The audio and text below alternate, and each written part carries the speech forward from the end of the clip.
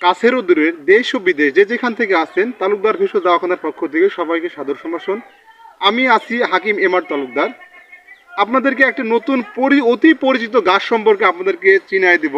অনেকে জানে এটা সজনা পাতা, মোরিঙ্গা পাতা বলা হয়।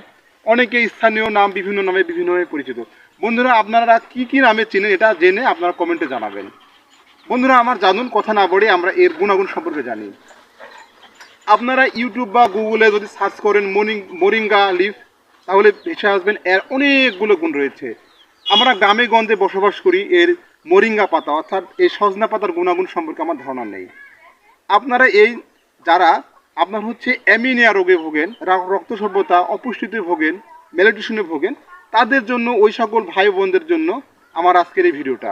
বন্ধুরা আমার, এই মোরিঙ্গা পাতা বা সজনে পাতা, এই পাতাগুলো আপনারা মধ্যবয়স্ক পাতাগুলো নেবেন, না কচি না বুড়া এরকম ধরনের পাতা নিয়ে আপনারা হালকা রোদে শুকাইয়ে নিয়ে ব্লেন্ডারে বিট করে প্রতিদিন 1 চা চামচ করে যদি খেতে পারেন, তাহলে আপনাদের যাদের স্নায়বিক দুর্বলতা, ক্যালসিয়ামের ঘাটতি রয়েছে, আয়রনের ঘাটতি রয়েছে এবং ক্যালসিয়াম মানে ফলিক অ্যাসিডের ঘাটতি রয়েছে, তারা এটা পূরণ হয়ে যাবে।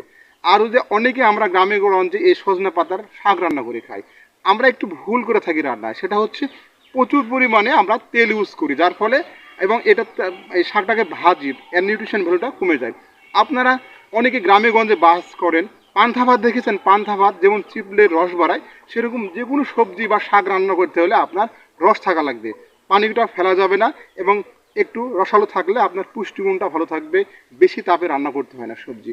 বন্ধুরা আমার, আমরা জানি দক্ষিণ আফ্রিকার দেশ ইথিওপিয়া, কেনিয়া, ঘানা এই দেশগুলোতে আপনার জাতিসংঘের তত্ত্বাবধানে এই মোরিঙ্গা পাতা তাদেরকে, শিশুদেরকে, গর্ভবতী মহিলাদেরকে সেবন করার জন্য পরামর্শ দেওয়া হয়।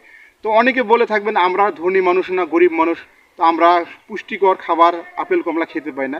তাদের জন্য আপেল কমলা এবং দুধের সাথে অনেক ক্যালসিয়াম, ফলিক অ্যাসিডে ভরপুর এই মোরিঙ্গা পাতা আপনারা নিয়মিত খেতে থাকেন, ইনশাল্লাহ আপনাদের যে হাড়ের ব্যথা, তারপর হচ্ছে ক্যালসিয়ামের ঘাটতি, আয়রনের ঘাটতি, ফলিক অ্যাসিডের ঘাটতি, এগুলো দূর হয়ে যাবে।